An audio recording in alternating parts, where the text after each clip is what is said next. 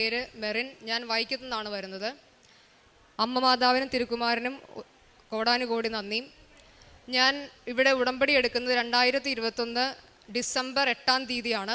അന്ന് ഞാനിവിടെ ഉടമ്പടി എടുത്തപ്പോൾ 6 നിയോഗങ്ങൾ വെച്ചിരുന്നു. അതിൽ 3 എണ്ണം എനിക്ക് സാധിച്ചു കിട്ടി. അതിനെക്കുറിച്ച് സംസാരിക്കാനാണ് ഞാനിവിടെ നിൽക്കുന്നത്. ആദ്യത്തേത്, ഞാൻ ജനുവരി 2022 മുതൽ തന്നെ പലവിധ ഒരു കോളേജിൽ അസിസ്റ്റൻറ്റ് പ്രൊഫസറായി ജോയിൻ ചെയ്യുന്നതിന് വേണ്ടിയിട്ടുള്ള അപേക്ഷകൾ അയച്ചിരുന്നു. അപ്പം ഞാൻ പഠിച്ചതും എൻ്റെ അടുത്തുള്ളതുമായ കോളേജുകളിലേക്കൊക്കെ അപേക്ഷ ക്ഷണിച്ചു, ഇൻ്റർവ്യൂ അറ്റൻഡ് ചെയ്തു. പക്ഷേ അവിടെയൊന്നും എനിക്കൊരു പ്ലേസ്മെൻറ്റ് കിട്ടിയില്ല. അങ്ങനെ അവസാനം ഞാൻ Rajagiri college of social sciences കളമശ്ശേരിയിൽ, അത് റാൻഡമായിട്ട് അയച്ചുവിട്ടൊരു ആപ്ലിക്കേഷനാണ്. അതവർ വിളിക്കും എന്നപോലെ ഞാൻ വിചാരിച്ചിരുന്നൊരു ആപ്ലിക്കേഷനല്ല. പക്ഷേ അവരെന്നെ അവിടെ നിന്ന് വിളിക്കുകയും ഒരു എക്സ്പീരിയൻസ് പോലും ഇല്ലാതിരുന്ന ആൾ, 2021 തന്നെയാണ് ഞാൻ എൻ്റെ PG കംപ്ലീറ്റ് ചെയ്തത്. പക്ഷേ ഒരു എക്സ്പീരിയൻസ് പോലും ഇല്ലാതിരുന്ന ആളായിട്ടും എനിക്ക് അവിടെ അവർ ഈ തസ്തികയിൽ ജോലി തരികയും ചെയ്തു. ഇതായിരുന്നു ആദ്യമായിട്ട് എനിക്ക് എൻ്റെ ജീവിതത്തിലുണ്ടായ ഒരു മാതാവിനെ സമർപ്പിച്ച് മാതാവ് തന്ന അനുഗ്രഹം. ഈ ജോലി കിട്ടുന്നതിന് മുൻപ് തന്നെ ജോലിയിലേക്ക് പോകാൻ സാധിച്ചില്ലെങ്കിൽ റിസർച്ചിലേക്ക് കടക്കണം എന്നൊരാഗ്രഹത്തോടു കൂടി ഞാൻ റിസർച്ചിന് വേണ്ടി ട്രൈ ചെയ്തിരുന്നു. പക്ഷേ റിസർച്ചിന് വേണ്ടിയിട്ടെന്ന് പറഞ്ഞാൽ ഇനി ഈ കോളേജുകളിൽ പഠിപ്പിക്കണമെങ്കിൽ നമുക്ക് PhD നിർബന്ധമാക്കും. അപ്പോൾ റിസർച്ച് ഇല്ലെങ്കിൽ ഈ കിട്ടുന്ന ജോലിയിൽ എനിക്ക് ഒരിക്കലും പൂർണ്ണമായിട്ട് നിന്നു പോകാൻ സാധിക്കില്ല.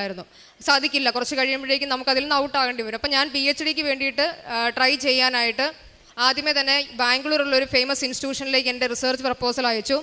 അവിടുന്ന് ജൂണിൽ എനിക്ക് അവർ ഇൻ്റർവ്യൂ എടുത്തു, ടെസ്റ്റ് നടത്തി, അതിലെല്ലാം ക്വാളിഫൈ ചെയ്തു. പക്ഷേ അവിടുത്തെ ഫീസ് സ്ട്രക്ചർ എനിക്ക് ഒരു സെമസ്റ്റർ ഉള്ളത് തന്നെ ഇനി അങ്ങോട്ട് ഫീസ് കൊടുത്ത് അഫോർഡ് ചെയ്യുന്നത് ശരിയല്ല, അല്ലെങ്കിൽ അഫോർഡ് ചെയ്യാൻ ശരിയല്ല, നല്ല ബുദ്ധിമുട്ടായിരുന്നതുകൊണ്ട് ഞാൻ അതിനെ വേണ്ടെന്ന് വെക്കുകയാണ് ചെയ്തത്. അപ്പോൾ അത് വേണ്ടെന്ന് വെച്ചപ്പോൾ മണ്ടത്തരമായി ഒത്തിരി പേരിനോട് പറഞ്ഞു.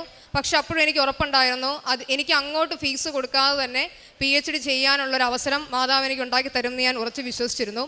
അങ്ങനെ ഈ രാജഗിരി കോളേജിൽ അപ്പോയിൻമെൻ്റായി. അതിൻ്റെ തലേ ദിവസം ഞാൻ കുസാറ്റിൽ കൂടി അപ്ലൈ ചെയ്തിരുന്നു. സ്കൂൾ ഓഫ് മാനേജ്മെൻറ്റ് സ്റ്റഡീസ് കുസാറ്റിൽ ഞാൻ അപ്ലൈ ചെയ്തതിൻ്റെ ആപ്ലിക്കേഷൻ വിളിച്ചു. ഞാൻ പോയി അവിടെ പോയി എൻട്രൻസ് എക്സാം എഴുതി. ആ എൻട്രൻസ് എക്സാം ഞാൻ ജോലി ഇരിക്കുമ്പോൾ തന്നെ അവരെന്നെ വിളിച്ചു പറഞ്ഞു, സെപ്റ്റംബറിൽ നിങ്ങൾ എഴുതിയ റിട്ടൺ ടെസ്റ്റ് നിങ്ങൾ പാസ്സായി, ഇനി നിങ്ങൾ ഇൻ്റർവ്യൂവിന് വേണ്ടിയിട്ട് വരണം എന്ന് പറഞ്ഞു. ഈ ഇൻ്റർവ്യൂവിന് അവിടെ ചെല്ലുമ്പോഴാണ് എനിക്ക് മനസ്സിലാവുന്നത്, നമ്മൾ അവിടെ ഒരു ഗൈഡിനെ ഒപ്പിച്ച് അത് കൺഫേം ആക്കിയിട്ട് വേണം അവിടെ ചെല്ലാൻ. പക്ഷെ ഞാൻ അവിടെ ചെല്ലുമ്പം എനിക്കൊരു കൺഫർമേഷൻ ഇല്ലായിരുന്നു എന്നെ ആരെങ്കിലും ഗൈഡ് ചെയ്തോളാം എന്നുള്ളതിനകത്ത്. അപ്പോൾ അത്ഭുതകരമായിട്ട് എനിക്ക് മനസ്സിലായി ഇൻ്റർവ്യൂ അറ്റൻഡ് ചെയ്താലും ഇത് ചിലപ്പോൾ ക്വാളിഫൈഡ് ആകാതെ പോരേണ്ടി വരും എന്നുള്ളൊരു ധാരണയിൽ ഞാൻ ഇരുന്നു അവിടെ. അപ്പോഴും എൻ്റെ കൂടെ എൻ്റെ മമ്മി ഉണ്ടായിരുന്നു. ഞങ്ങൾ പ്രാർത്ഥിച്ചുകൊണ്ടിരുന്നു.